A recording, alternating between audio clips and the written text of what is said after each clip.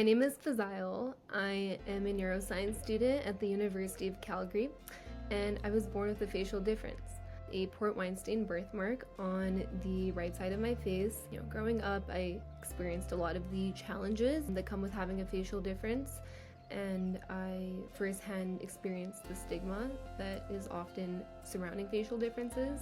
One of the biggest challenges we face is definitely just a lack of tolerance and understanding from other people, and lack of understanding that your facial difference really, it is a part of your identity, but it's not what defines you as a person, that there's so much more to you. We definitely need more awareness out there, and especially awareness in children and in elementary schools about facial differences, because I think that it's something that needs to be understood and ingrained in children from a young age, that people with facial differences are just like everyone else.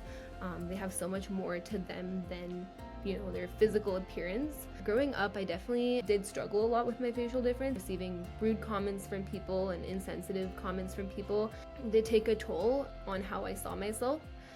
One hope that I have in the future is that we're able to have more conversations with healthcare professionals where we talk about lived experiences and some of the challenges that we face in the healthcare system, so that they can learn to empathize a little bit more with patients. I'm really grateful that with my time on About Face, I was able to speak to a committee of healthcare professionals, included like resident doctors and medical students and healthcare professionals in different stages of their career. And I was able to talk about some of the challenges that I faced in the healthcare system. So it was really great to be able to sort of contribute and play a role in how we can make the healthcare system more tolerant of people with facial differences.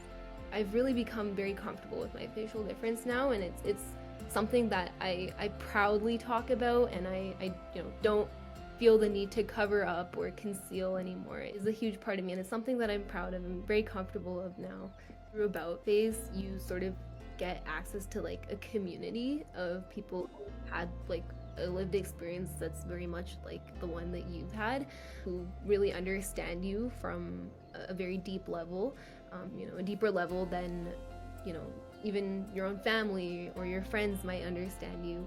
It really allows us, people with facial differences, to build our self-esteem and understand that we're not alone, and that there is a community out there to support us and that really understands us from a very deep level. I think that if there was one thing I'd want people to know about facial differences, is that there is nothing different about them in terms of like who they are as a person.